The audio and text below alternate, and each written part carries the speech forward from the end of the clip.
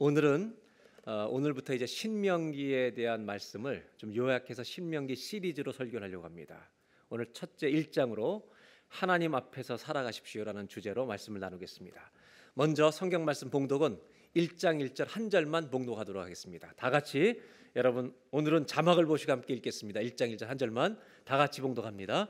이는 모세가 요단 저쪽 숲 맞은편에 아라바 광야 곧 바란과 도벨과 라반과 하세롯과 디삽 사이에서 이스라엘 무리에게 선포한 말씀이니라. 1장 1절을 보니까 신명기가 어떤 책인지 나옵니다. 그래서 모세가 요단 건너편 쪽에서 이스라엘 무리에게 선포한 말씀이다라고 이야기하고 있습니다. 신명기는 중요한 두 가지의 트랜지션, 전환이 나옵니다. 하나는 1세대에서 2세대로의 전환, 두 번째는 광야에서 가나안으로의 전환. 이 경계선에 있는 것이 바로 신명기입니다. 신명기는 모세 오경, 창세기부터 신명기까지 토라라고 불리는 5권의 마지막 책입니다. 여러분들이 아시는 것처럼 유대인들이 지금도 어느 나라에 흩어져 있든지 토요일마다 아버지들이 자식들을 데리고 아들들을 데리고 회당에 모여서 가르치고 있는 것이 이 토라입니다. 왜 그렇게 이 사람들은 이 신명기를 중요하게 여겼을까? 여기에는 부모 세대와 자녀 세대에게 주시는 하나님의 영원한 메시지가 담겨있기 때문입니다. 사실 신명기는 모세 1세대가 가나안 땅에 들어갈 2세대에 전달하는 메시지인데, 이 이야기는 거꾸로 생각하면 부모들에게 너희는 자식들에게 남겨줄 메시지가 있느냐라고 하는 것을 질문하는 것입니다.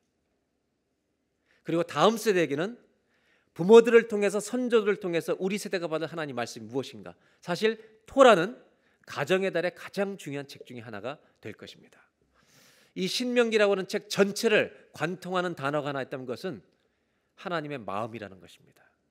왜냐하면 이것은 모세가 마지막 죽기 전에 자기의 후손들에게 남기는 마음에 담긴 언어가 있기 때문에 신명기는 글자로 읽지 마시고 마음으로 읽어야만 하나님이 주시는 메시지를 우리가 들을 수가 있습니다. 여러분, 성경을 읽을 때 솔직하게 66권 중에 제일 읽기 어려운 책이 여러분은 뭐라고 생각하십니까? 레위기, 또요 신명기, 계시록? 레위기를 제일 어려워하는데 저는 개인적으로요 신명기도 굉장히 어려운 책입니다. 그런데 그 마음을 알면 신명기가 살아서 역사할 줄로 믿습니다. 왜 신명기라고 부르는가? 신명기는 영어로 듀트로노미라고, 듀트로노미, 두 번째 주시는 계명이다. 첫 번째 계명은 출애굽에서 여러분 애굽할 때 시내산에서 하나님 계명을 주셨고, 두 번째는 모세가 하나님이 죽기 전에 이스라엘 백성들에 다시 주는 계명이라 해서 신명기, 두 번째 주는 계명이라고 되어 있습니다. 결국 이 신명기를 읽으면 부모 세대들에게, 자녀 세대들에게 주시는 하나님의 공통적인 메시지들이 양쪽 세대에 다 있기 때문에 신명기를 읽으면서 여러분 가정이 살아나기를 주의 이름으로 축복합니다. 이제 2절을 볼 텐데요. 우리 방송실 이제 5절을 읽은 다음에 2절로 나오는 2절을 보여주세요. 다음번에 2절. 2절 3절을 제가 읽어드리면서 이제 설명을 좀 나누려고 합니다. 호렙산에서 세일사를 지나 가데스 바네아까지 10하루길이었더라. 여러분, 가데스 바네아는 민수기에 나오는 38년이 넘도록 방황한 땅입니다. 그 가데스 바네아까지 10하루길이었는데 이 길을 건너서 온 기간이 10하루길을 40년 만에 건너옵니다. 3절 다 같이 한번, 어렵습니다. 발음을 주의해서 다 같이 한번 차근차근 읽겠습니다. 40째 해 11째 달 그 달 첫째 날에 모세가 이스라엘 자손에게 여호와께서 그들을 위하여 자기의 주신 명령을 다 알렸으나, 여러분 시간이 나와 있는데 애굽을 탈출한 지 40년 11월 며칠이에요? 1일입니다. 다시요. 애굽을 탈출한 지 40년 11월 1일입니다. 이때 하나님 주신 말씀을 이스라엘 백성 자녀들에게 주시는 것이 신명기였다고 나옵니다. 여기서 40년이라는 거, 애굽을 탈출한 지 40년이라는 날짜에 대해서 오늘 첫 번째 좀 생각해 보려고 하는 겁니다. 애굽에서 나온 지가 40년입니다. 이 말은 애굽의 40년만을 말하는 게 아니라 이 40년이 지나서 인생의 마지막에 서서 후손들에게 말씀을 전해주는 모세의 심정을 이해하셔야 합니다. 애굽을 탈출한 지 40년이라는 얘기는 모세의 나이가 몇 살이란 얘기입니까? 120세라는 얘기입니다. 40년은 어디서 보냈죠?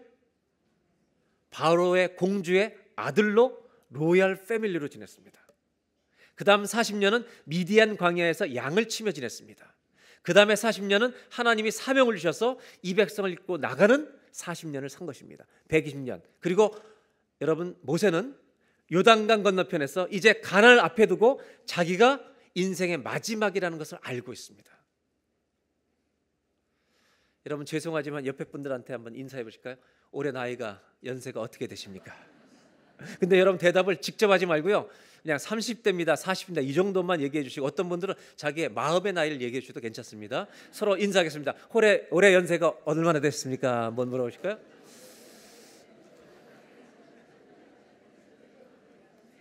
네, 거짓말하지 말고 똑바로 얘기하라 그러세요. 네.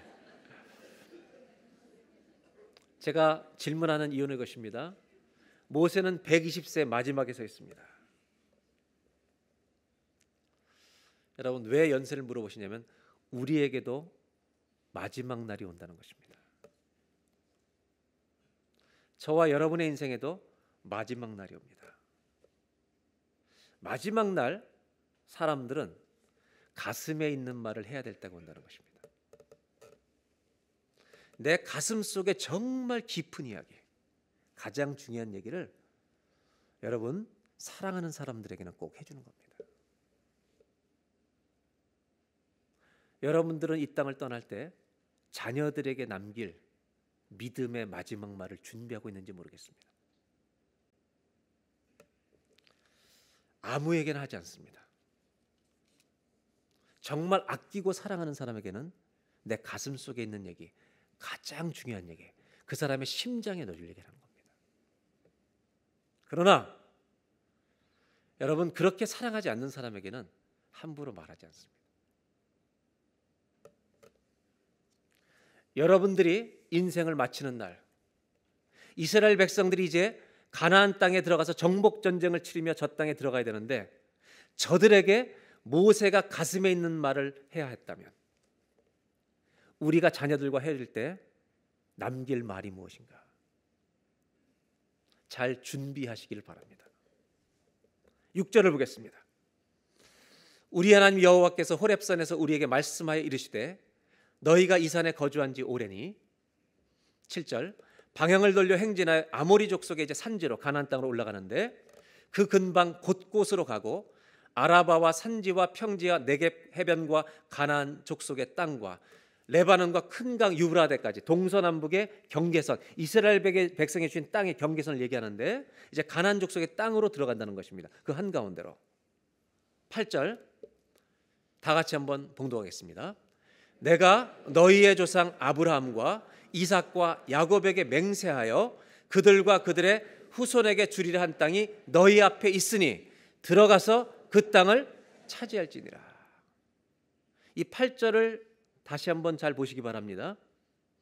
모세가 이스라엘 백성들에게 뭐라고 부탁하냐면 가나안 족속에 들어가는데 이 땅을 너희가 차지하게 될 것이다. 하나님이 약속으로 주셨다는 겁니다. 여러분, 하나님은 약속을 반드시 이루시는 분입니다. 하나님 말씀하신 것은 이루어질 줄로 믿습니다. 하나님이 우리를 구원하기로 작정하셨다면 믿는 자는 구원하실 줄로 믿습니다. 우리의 죄를 보고 구원을 포기하신 게 아니라 우리의 믿음을 보시고 그를 천국까지 인도하신 약속을 반드시 지키십니다. 8절에 이렇게 얘기하십니다. 가나안 땅에 들어간다고 얘기합니다. 그런데 8절에서 중요한 것이 뭐냐면 모세가 이스라엘 백성들에게 얘기해 주는데 너희들의 인생의 최종 결정은 모세에게 달려있는 게 아니라 너희들에게 달려있는 게 아니라 하나님이 주어가 되셔서 하나님이 이끌어서 하나님이 이루신다는 것입니다. 지금 모세는 이것을 신명기에서 아주 중요하게 강조하고 있다는 것입니다. 신명기는 무슨 얘기를 하고 있냐면 내 인생의 역사가 하나님이 주어다. 내가 주어가 되는 게 아니라 하나님이 주어가 되셔서 우리 인생을 이끌어 가신다. 그래서 너희는 그 땅에 들어가게 된다는 것입니다. 모세는 지금까지 40년 달려온 것이 지 생각으로 달려온 게 아닙니다. 자기의 계획으로 달려온 거 아닙니다. 자기의 감정으로 온 거 아닙니다. 여러분, 하나님의 말씀 하나 붙들고 여기까지 온 줄로 믿습니다. 그 말씀이 이루어질 것을 믿고 이 말씀대로 이루어지는데 누가 말씀하셨다고요? 하나님이 말씀하셨다는 것입니다.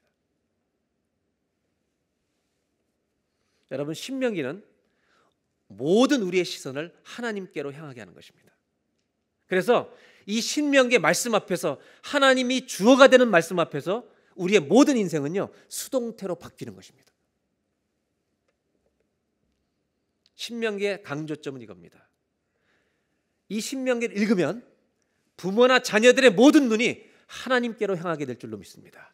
이것이 신명기의 파워입니다, 여러분. 그래서 오죽하면 미국에 있는 법대 중에는 토라와 탈무드를 공부한 유대인, 그 학교를 졸업한 사람들에게 가산점을 줄 정도로 신명기, 토라를 공부한 사람들의 지혜를 인정한다는 것이죠. 여러분, 그 말이 무슨 말인지 아세요? 하나님을 경외하는 사람에게는 지혜가 있을 줄로 믿습니다, 여러분. 이것을 일반 대학이 인정하고 있다는 것입니다. 여러분, 가나안 땅에 들어가야 될 다음 세대에게 모세가 하고 싶은 말은 이것입니다. 너희들의 인생의 미래가 누구한테 달려있는지 아느냐? 상황에 달려있는 게 아니라 가나안 사람이 아무리 커도 그분이 말씀하신 약속에 달려있다는 것을 믿고 들어가라는 것입니다. 여러분, 저와 여러분의 인생은 마찬가지입니다. 신명기를 읽으면 우리도 이런 믿음이 생길 줄 믿습니다. 우리 인생은 내가 이끌지 않습니다. 상황이 이끌지 않습니다. 하나님이 이끌어 가실 줄로 믿습니다. 저와 여러분의 인생에도 매일매일 하나님이 주어가 되기를 바랍니다. 내가 아무리 잘해도 하나님이 막으시면 안 됩니다. 그러나 모든 사람이 막아도 하나님이 여시면 열릴 줄로 믿습니다. 하나님은 약속을 지키십니다. 그 말씀을 붙들고 살아가시기를 바랍니다. 사실 모세가 자녀들에게 하고 싶은 말은 이것입니다. 너의 인생을 누가 인도하는지 똑바로 알고 나는 죽지만 너희들은 살아가라는 겁니다. 이것이 신명기입니다. 신명기는 무슨 책이냐? 네 인생을 누가 인도하는지 똑바로 알고 살아가라. 하나님을 절대 잊지 마라. 하나님을 절대 놓치지 마라. 여러분, 토라의 파워는 이거예요. 토라를 읽을수록 하나님께 집중하게 된다는 겁니다. 하나님 없이는 못 사는 것입니다. 유대인은 평생토록 이것을 가르치는 겁니다. 16세가 되는 성인 시기에 자기들이 토라를 외웠던 것을 다 외우게 하는, 그런데 모세오경을 다 외우는 청소년들이 그렇게 많다는 이 충격적인 사실이 우리를 놀라게 하는 것은, 모세오경을 다 외우고 있는 청년들과 우리 청년들이 인생에서 시합이 되겠느냐는 것입니다. 입을 열면 지혜가 줄줄 나올 텐데. 신명기는 하나님을 경외하게 하는 책입니다. 하나님 앞에서 산다는 것이 무엇인가? 모세는 120년의 인생을 마무리하면서 가나안 땅에 너희가 들어가게 될 텐데 잘 들으라고. 우리의 인생의 미래는 누구에게 달려있는가? 이거 하나를 잊지 말라고. 하나님 절대 놓지 말라고. 이거 하나 남기고 갈 수 있는 저와 여러분 되시기를 주의 이름으로 축복합니다. 오늘 첫 번째 주신 메시지는 이것입니다. 이 신명기의 서론인데 바로 이 얘기입니다. 우리의 인생은 하나님께 달려있다는 것입니다. 내 인생의 미래는 상황에 달려있지 않습니다. 환경에 달려있지 않습니다. 나의 노력에만 달려있지 않습니다. 여러분, 중요하지만 우리의 인생의 미래는 하나님이 결정하실 것입니다. 하나님 붙드는 사람의 미래를 하나님이 책임지실 것입니다. 여러분 안에 이 믿음이 가슴속에 새겨지기를 주의 이름으로 축복합니다. 그리고 이 믿음을 자녀들에게 물려주고 가는 저와 여러분 되시기를 주의 이름으로 기원합니다. 근데 한 가지 중요한 건 이것입니다. 모세는 지 마음대로 살다가, 자기 마음대로 살다가 죽기 전에 이 말을 한 게 아니라는 겁니다. 갑자기 하는 말이 아니라는 겁니다. 40년을 그렇게 살아왔기 때문에 이 말을 남기는 것입니다. 모세를 생각하면 약간 엄했던 사람인 것 같아요. 율법이 생각나요. 모세를 생각하면 여러분 신명기가 생각나요. 민수기가 생각나요. 출애굽기가 생각나요.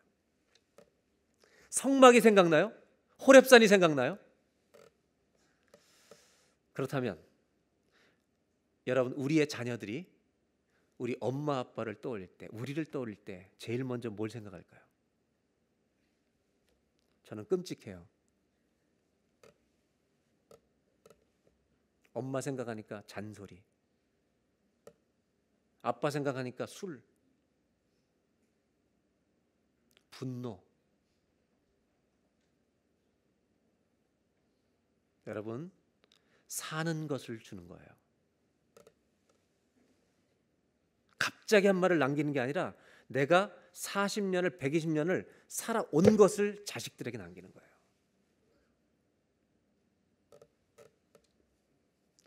사도 바울은 이렇게 말하죠. 예수 믿는 사람은 그리스도의 향기라고. 헨리 나웨는 이렇게 썼어요. 이 책을 썼어요. 예수님을 생각나게 하는 사람이다라고. 옆에 분한테 조용히 물어보십시오. 나를 보면 누가 생각나? 아니, 진짜 물어보지 마요. 상처받아요. 예배 끝나고 아내한테 가서 물어보세요. 남편한테 가서 물어보세요. 그리고 물어보기 무서우면 저한테 오세요. 제가 정확하게 말해드릴게요. 제가 은퇴할 때 되니까 다 얘기할 거예요.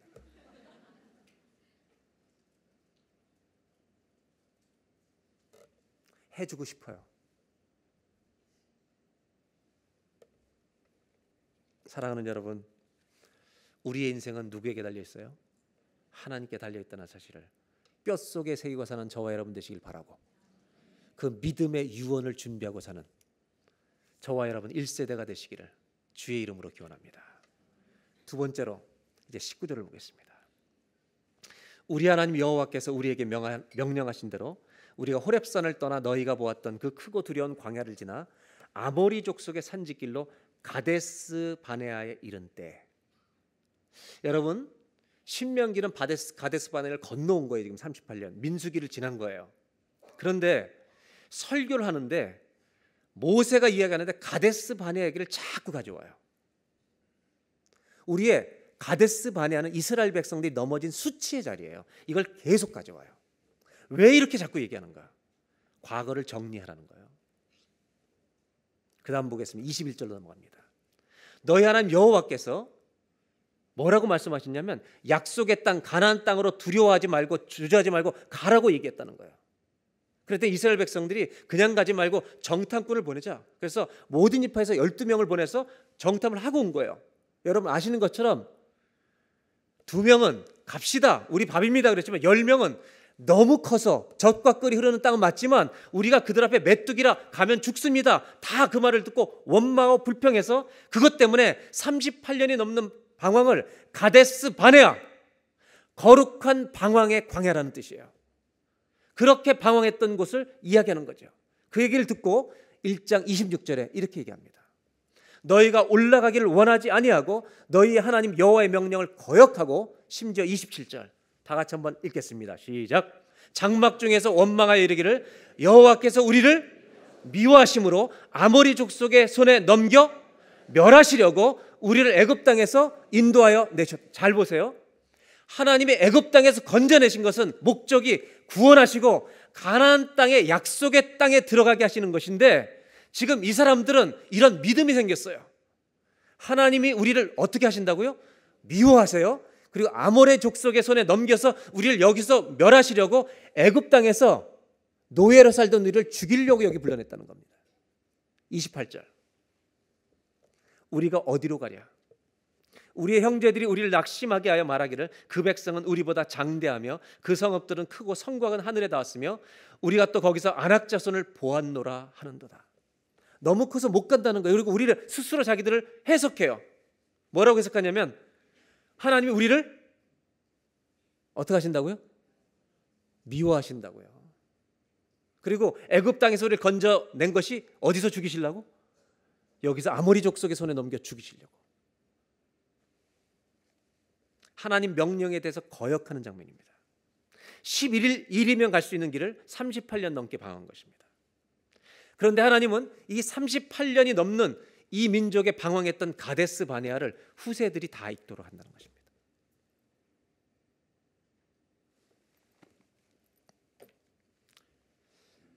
조상의 믿음의 선조들의 수치를 후손들이 두고두고 읽게 한다는 것입니다. 저는 오늘 가데스 바네아에 대해서 좀 나누려고 합니다. 여기가 어떤 것을 의미하는 것일까? 가데스 바네아. 가데스 바네아는요, 내가 주어가 되는 것입니다. 내 과거와 내 현재를 내가 해석하는 것입니다. 하나님이 인도하시고 있는 역사를 뭐라고 해석하냐면, 나는 하나님이 나를 미워하시고 나를 망하게 하는 곳에 세워놓으셨다고 내가 해석하는 것입니다. 이 땅에는 감사가 없습니다. 평안이 없습니다. 불평과 원망과 분노가 가득 찬 땅입니다. 그 삶이 가데스 바네아입니다. 하나님 앞에서 살아가고 있는데 하나님에 대한 믿음을 부정하는 것입니다. 여러분, 성경에 오늘 세 가지 땅이 나온다는 걸 아셔야 합니다. 첫째는 애굽입니다. 두 번째는 가데스 바네아입니다. 세 번째는 가나안 땅입니다. 애굽은 무슨 땅이냐? 구원받기 이전의 땅입니다. 가데스 바네아는 구원받았습니다. 그런데 구원받고도 육적으로 자기가 살아가는 겁니다. 내 상처가 나를 지배하는 겁니다. 내 과거가 나를 해석하는 겁니다. 내가 내 인생을 해석해버리는 겁니다. 만족이 없습니다. 가나안은 약속의 땅에서 사는 것입니다. 여러분 아세요? 땅은 사람의 마음을 상징합니다. 예수님은 씨 뿌리는 비유에 땅을 말씀하십니다. 이렇게 말하는 겁니다. 구원받았는데, 애굽에서 탈출해서 구원받아 놓고도 가데스 바네아에서 사는 성도들이 있다는 것입니다. 모든 것이 불평입니다. 모든 게 원망입니다. 대인 관계에도 내 과거가 다 터져 나오는 겁니다.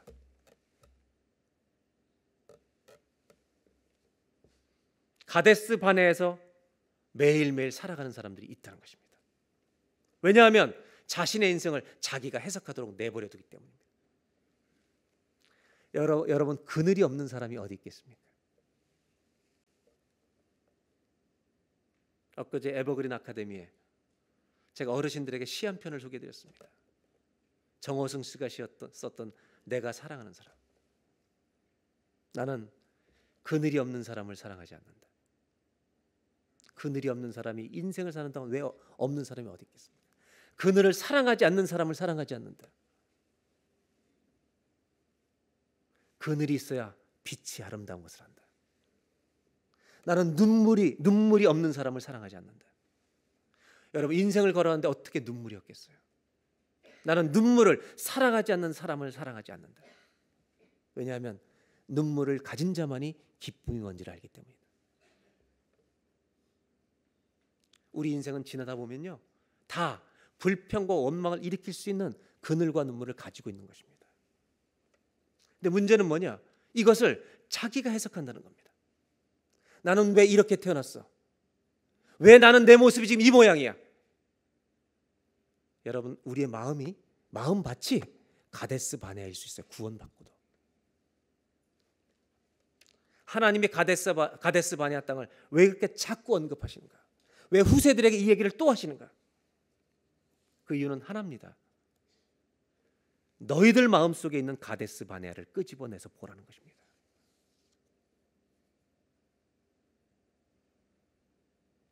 저와 여러분 안에 있는 가데스 바네아를 고백하라는 것입니다. 만약에 이것을 보지 못하면 우리는 끝까지 천국 가기 직전까지 가데스 바네아 같은 마음으로 살다가 가버릴 것입니다. 하나님은 이 말씀을 하십니다. 광야의 방황에서 나오라는 것입니다. 내 멋대로 자신을 해석하는 자리에서 길가처럼 딱딱하게 굳어진 마음으로 구원받고도 그렇게 살지 말라는 것입니다. 나의 인생을 더 이상 네가 스스로 해석하지 말고 하나님이 해석하시게 하라는 것입니다. 그러면 우리의 자리는 불평의 자리가 아니라 사명의 자리가 될 줄로 믿습니다. 눈이 열리게 될 줄로 믿습니다. 여러분, 이 가데스 바네아가 방황하고 넘어지는 자리가 왜 되었냐면 내가 오늘 선 자리를 내가 해석했기 때문입니다. 그런데 거꾸로 해석해 보겠습니다. 하나님이 해석하시면 홍해 바다를 건너 광야라고 하는 이 길이 여러분 어떤 길이냐면 하나님 해석하시면 가나안 땅의 감격의 나라로 가고 있는 신나는 감격과 감사의 자리가 될 줄로 믿습니다. 이것이 바로 주님이 우리에게 주시는 말씀이라는 겁니다.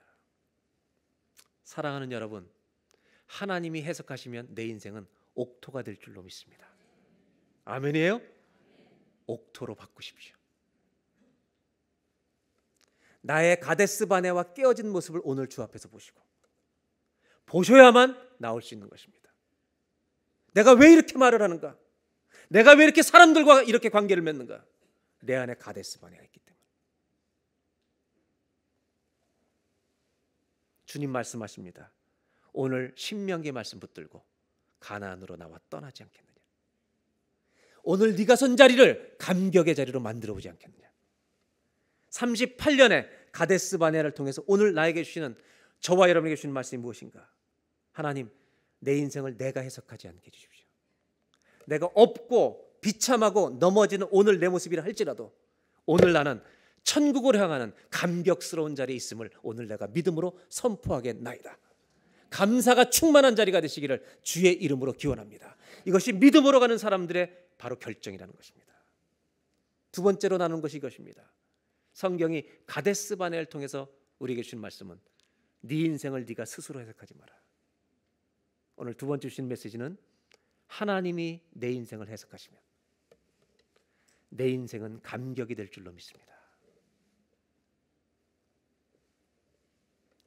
하나님이 내 인생을 해석해버리면 우리는 오늘도 감격과 흥분 가운데, 아니 감사 가운데 넘치는 인생이 될 줄로 믿습니다. 아멘입니까? 부부 사이도 마찬가지입니다. 성경에 보면 가정에 다니까 얘기하는 거예요. 제가 성경에 보면 남자와 여자 사이에 성적으로 문란한 일을 발생시켰을 때 하나님은 소극적으로 이혼을 허용하십니다. 그 경우에 정말 같이 살 수 없는 그런 경우에 하나님이 소극적으로 이혼하시죠. 이혼을 허락하시죠. 그러나 여러분들이 같이 살고 있는 부부라면 여러분 남편과 아내 사이에 가나안을 사셔야 합니다. 맞습니까? 가나안을 산다는 것은 남편이 아내를 볼 때마다 감사하셔야 합니다. 얘는 왜 그 많은 예쁜 탤런트들 많은데 얘는 또 왜 이렇게 생겼? 그렇게 말하는 남자들은 지가 어떻게 생긴 줄 몰라. 가정을 가데스 바네로 지가 만들어 버리는 거예요. 여러분, 교회를 가데스 바네로 만드는 사람이 있어요. 회의만 하면 가데스 바네를 만드는 사람이 있어요. 오늘 나오시길 바라다. 하나님, 기도하세요. 가데스 바네에서 살지 않게 해주십시오. 내 인생 가나안에서 살게 해주십시오. 천국을 누리게 해주십시오. 하나님, 이렇게 살아야 될 거예요. 우리 교인 중에 선물을 평생 한 번도 안 해주는 아내가 있었어요. 그래서 이 아내가 젊은 시절에 10년이 지나도 선물 한 번, 제발 당신 선물 한 번 사와. 그랬더니 이 남편이 어느 날 무슨 회사에 갔다가 다른 회사에 선물로 준 거를 가져왔어요. 뭔지도 모르고 아내한테 딱 줬대요. 아내가 뜯었더니 이쑤시개. 그래가지고 권사님이 나한테 뭐라냐면 이쑤시개 100개로 남편을 찔러버리려고 그랬대다. 그래서 내가 찌르지 그랬어 그냥.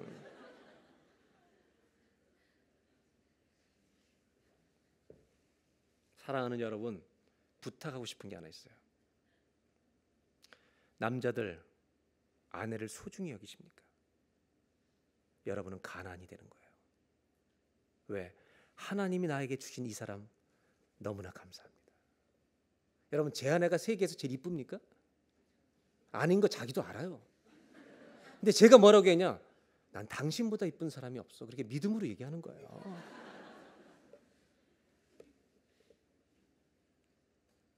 저는 외모를 말하는 것보다 더 먼저 중요한 게 뭐냐?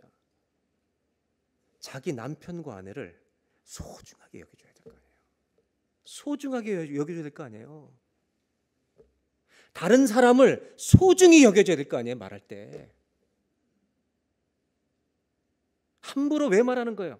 가데스 바네아가 됐어요. 내가.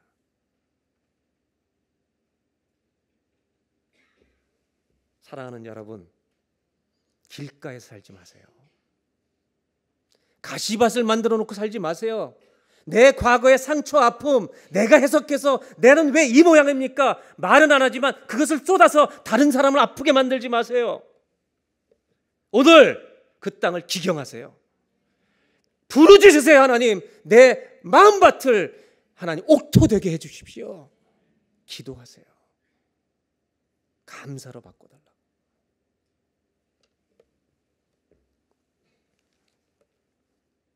저는 아내들도 마찬가지라고 생각해요.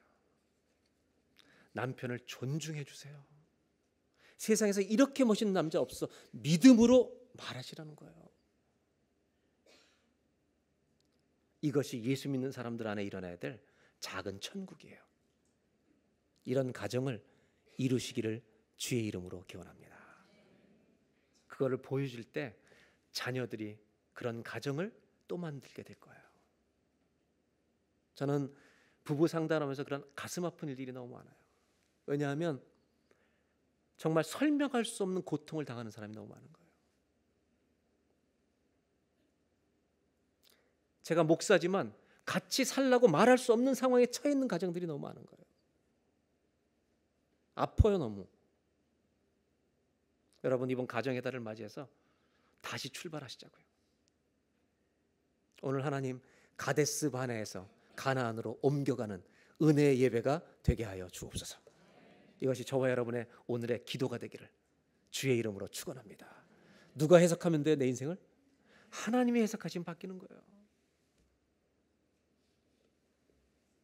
저는 3000년이 지난 오늘날까지 가데스 바네아 얘기를 해주시는 하나님의 이유, 가나안에 들어간다. 하나님의 은혜가 인간의 죄를 이긴다. 이것을 믿고 살아가는 우리가 되라고 신명기를 주신 줄로 믿습니다. 마지막으로 1장 29절로 33절 말씀을 읽겠습니다. 내가 너에게 말하기를 그들을 무서워하지 말라, 두려워하지 말라. 하나님이 어떤 분인가를 소개하세요. 너희보다 먼저 가시는 너희 하나님. 아멘. 우리보다 언제나 앞서 가시는 하나님인 줄로 믿습니다. 여호와께서 애굽에서 너희를 위하여 너희 목전에서 모든 일을 행하신 것 같이 이제도 너희를 위하여 싸우실 것이며. 31절, 이거는 다 같이 읽겠습니다. 광야에서도 너희가 당하였거니와 사람이 자기의 아들을 안는 것 같이 너희 하나님 여호와께서 너희가 걸어온 길에서 너희를 안으사 이곳까지 이르게 하셨느니라. 아멘. 우리 어떻게 해요? 자기 아들을 안는 것 같이. 오늘 한번 기도할 때 이렇게 한번 해보시면 어때요? 하나님, 저를 안아주신 거예요, 지금까지. 하나님이 날 안아주셨다는 것으로 해석하셔야 돼, 나를. 그런데요, 인간은 어떤지 아세요? 32절. 이래 너희가 이렇게 했는데도 하나님 여호와를 믿지 않고 살아왔다. 그런데도 나는 너희를, 33절, 너희보다 먼저 그 길을 가시며 장막 칠 곳을 찾으시고 밤에는 불로 낮에는 구름으로 너희가 할 길을 지시한 자다. 하나님은 이렇게 인도하셨다는 거예요. 근데도 그렇게 불순종하는 거예요. 그렇게 가데스 바네아를 사는 거예요. 그러면서요, 가데스 바네아를 언급할 때마다 하나님이 꼭 다루시는 두 사람이 있어요. 그게 여호수아와 갈렙이에요. 36절. 여러분 잘 읽으세요. 이따 질문할 겁니다. 36절 시작. 오직 여분네 아들 갈렙은 온전히 여호와께 순종하였은즉 그는 그것을 볼 것이. 여기까지만. 여기까지. 누구 얘기를 하세요? 갈렙을 얘기했어요. 가데스 바네아 불순종을 얘기할 때 반대로 순종했던 두 사람 얘기를 3000년 동안 또 하세요. 갈렙. 그 다음에 38절. 또 한 가지 질문할 겁니다. 잘 읽으세요. 시작. 내 앞에 서 있는 눈의 아들 여호수아는 그리로 들어갈 것이니. 여기까지. 그들은 이 땅을 기업으로 차지할 것이다. 두 사람의 이름이 나왔어요. 누구예요? 예, 이제 말씀을 질문해야 되기 때문에 이거 말씀을 넘겨주세요. 저는 이 성경을 읽으면서 마지막으로 3000년 동안, 모세 때부터 지금까지 3000년이 넘는 동안 가데스 바네아 방황되게 해주시고 여호수아 갈렙의 순종되게 해주세요. 저는 여호수아 갈렙을 보면서 이런 생각을 해요. 어떻게 저 두 사람은 순종했지?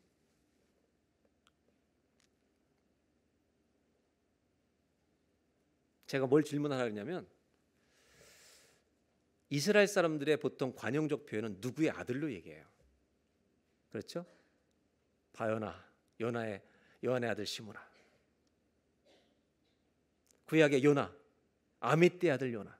이렇게 아버지 이름을 얘기해요. 근데 저는 오늘 이 부분을 읽으면서 조금 더 특별하게 생각한 거예요. 자, 갈렙의 아버지 이름이 뭐였죠? 누구의 아들? 여분네. 여편네라 그러면 큰일 나는 거예요. 여분네 아들. 그 다음에 여호수아는 누구의 아들이었어요? 눈. 어떻게 이렇게 다 기억하셨을까? 저는요 3,000년 동안 여호수아 갈렙이 언급되는데 그의 아버지들이 같이 언급되는 거예요. 저는 아름다운 상상을 해봤어요. 이 두 사람이 이렇게 순종할 수 있었던 건 혹시 아버지들이 이렇게 살았던 거 아니야? 아버지들이 이렇게 살았던 거 아니야 우리가? 이렇게 상상하니까 너무 아름다운 거예요. 아니어도 괜찮아요.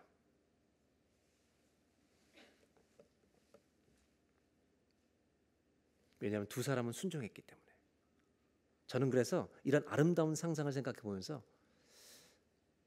우리가 아이들에게 남길 최고 유산은 순종이구나. 순종의 본이 되는 거구나. 말로 떠들 게 아니라 순종의 본이 되는 것이구나. 저는 이 순종의 길을 가는데 우리가 넘어야 될 장벽이 하나 있다고 생각해요. 그게 뭐냐면 감정적인 분노예요. 순종을 방해하는 가장 중요한 원인이 감정적인 결정들이에요. 여러분 사람은 연약해서 감정적인 상처를 주고받을 수 있어요. 있어요. 맞죠? 그런데 가장 쉬운 길은 화가 나는 대로 말해버리는 거예요. 그냥 가데스 바네아를 사는 거죠. 영적 성숙은 뭐냐? 가데스 바네아에서 가나안으로 옮겨가는 거예요. 가장 쉬운 길은 화가 날 때 말씀에 순종하는 게 아니라 내 화를 표현해버리는 거예요. 가장 쉬운 거예요. 요거보다 조금 무서운 사람들이 있어요. 이 사람들은 감정에 상처를 준 사람들하고 관계를 단절해버려요. 말을 안 해요. 동료끼리도 같은 교인들끼리도. 요거보다 더 무서운 사람은요, 자기에게 상처를 준 사람을 노스쇼부터 아보스포드까지 나쁜 놈이라고 소문내는 거예요.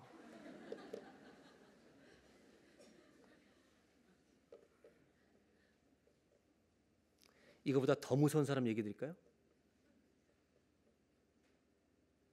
이게 진짜인데요. 그 상처를 받으면 죽게 엎드리는 사람이에요. 하나님께 엎드리는 사람은 이 상처가 여기서 멈추게 해요. 십자가를 지는 거예요. 감정대로 반응하지 않고요. 말씀대로 쫓아가는 거예요. 우리는 연약해서 설교를 듣고도 또 넘어질 거예요. 이미 많은 상처를 주고받으셨을 거예요. 오늘 이렇게 서로에게 인사하면 어떨까요? 그동안 죄송했습니다. 한번 전후좌우 계신 분들한테 그동안 죄송했습니다.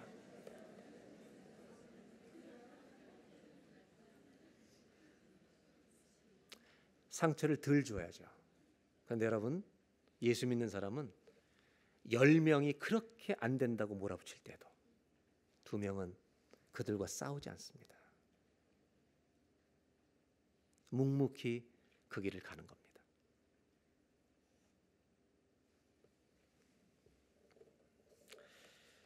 순종이라는 것은 평생의 싸움입니다. 가데스 바네아를 3,000년 동안 얘기해 주신 하나님, 여호수아 갈렙 이야기를 3,000년 넘게 주님 오신 날까지 성경에 얘기해 주신 하나님, 마지막으로 여호수아 갈렙을 통해서 주님이 해주신 말씀이 무엇일까? 나는 이들을 잊어버리지 않는다는 겁니다. 마지막 여호수아 갈렙을 통해 주시는 교훈입니다. 우리의 순종은 하나님 앞에서 잊혀지지 않습니다. 우리가 주님 앞에 순종하는 그 걸음은 잊지 않으십니다.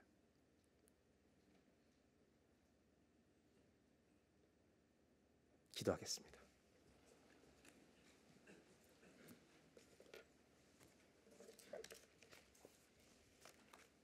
하나님, 구원 받아놓고 가데스 바네아를 살지 않게 해주십시오. 길가처럼 딱딱하고 가시덤불처럼 열매를 맺지 못하고 돌짝법 같은 내가 내 인생을 해석해버린 어리석음에 빠지지 않게 하여 주옵소서. 눈물이 없는 사람이 인생에 어디 있습니까? 그늘이 없는 사람이 어디 있습니까? 내가 나를 해석하면 원망과 불평투성이지만 하나님이 오늘의 내 인생을 비추어 주시면 우리는 천국에 가는 여정 속에 있는 감격의 날이 될 줄로 믿습니다. 이 시간 다 같이 기도할 때 하나님, 가데스 바네아에서 나오게 해주십시오. 가나안을 살게 해주십시오. 오늘 내가 어떤 상황에 있든지 하나님, 천국으로 걸어가는 이 감격의 위에 서 있다는, 내가 선 곳이 이 땅이 아버지 하나님 감사의 자리는 것을 발견하는 오늘의 예배가 되게 하여 주옵소서. 다 같이 한번 합심하여서 기도하겠습니다. 하나님, 애굽에서 우리는 나왔습니다.